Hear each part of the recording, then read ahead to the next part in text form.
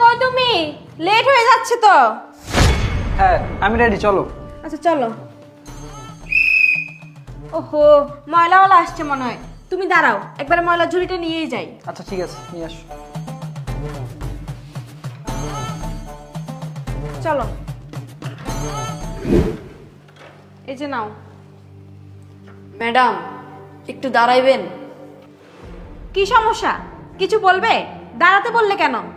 আরে তুমি এইভাবে কথা বলতেছো কেন? ছেলেটা কি বলতে চায় শোনো। তুমি চুপ করো তো। এই ছোট লোকের বাচ্চারা কি বলতে পারে সেটা আমার খুব ভালো করে জানা আছে। এখন নিশ্চয় কোনো আবদার করে বসবে, এটা না ওটা চাইবে।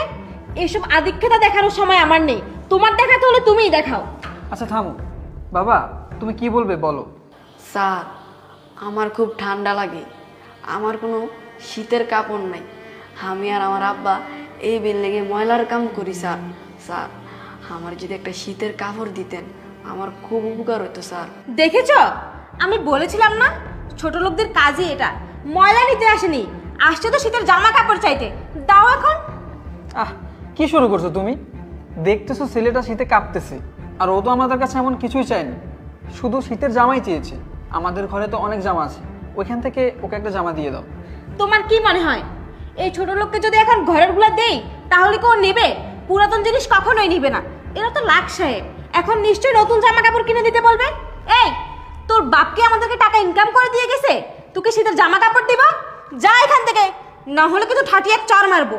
ম্যাডাম শীতের কাপড় দিবেন না ভালো কথা, কিন্তু আপনি আমার বাপ লয়ে এখন কথা কইলেন, আর আমি এমন কি কইলাম যার লাগে আপনি আমার গায়ে হাত তুলতে চাইতেছেন?